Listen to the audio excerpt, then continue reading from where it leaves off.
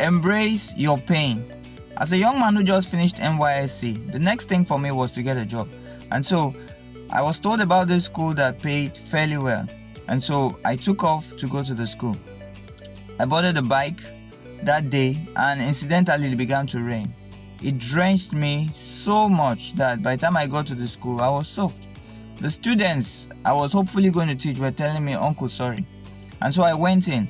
There were two of us who were applying for that job, just for the job of an integrated science teacher and lab attendant. And so I wrote the test. We were to write a test. And so at the end of the day, the results were to determine who would get the job. The vice principal called me into his office and he told me, he said, "See, you did very well, but I will not give you this job. I don't want you to, for the sake of being desperate about the job, collect peanuts for pay." That was strange. He told me clearly he was not going to give me the job. So I walked out of that office disappointed. I was feeling pained. I was feeling let down. And then life went on. A couple of months later, about a year or thereabouts, I was moving in Victoria Island, Lagos. I was heading for an interview for a bank job.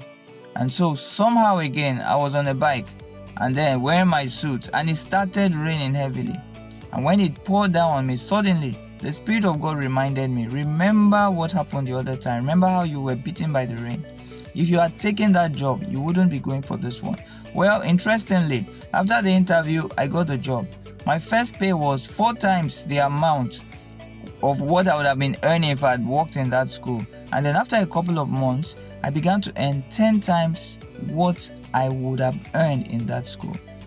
Sometimes that disappointment and that pain may not be failure. It may just be preparatory for something greater that God wants to do. If you enjoyed this video, share it, and I'll see you tomorrow.